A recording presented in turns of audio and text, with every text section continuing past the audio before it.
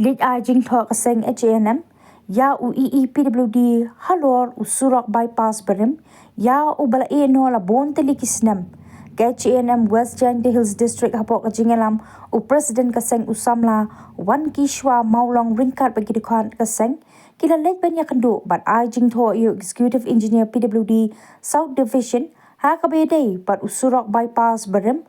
ubayan na lat nart yang mi mentedu Shadu Jinking Mentedu Caroline Colony ya laiehnoh la tylli snem klem kanu ga jingpan bha ya uni Surok.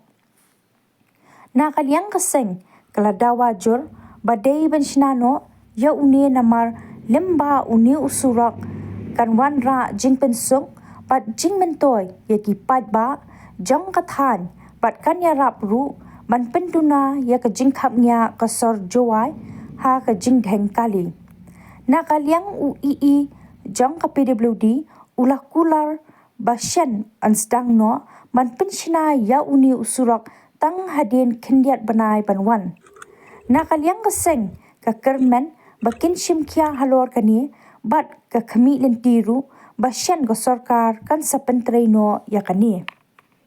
Yang iga HNM West Jangthoh Hills District negasni kali public kawan bu jingthoh wa chem le wo engineer orang ra PWD South Division ai to wa ke Surok bypass forim wala netina mi mtu wo mi stage ai tin mtu he wa dio to wa ni Surok to tylli snem wo de yo men de repair men de le wo yi yo de jet ha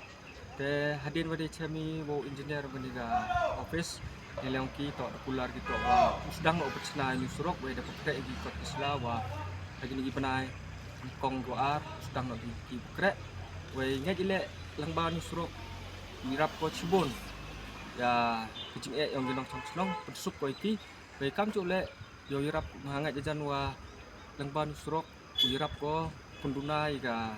jingdheng kali na po sor juai te inla I te mem de yon wan te ngai to wa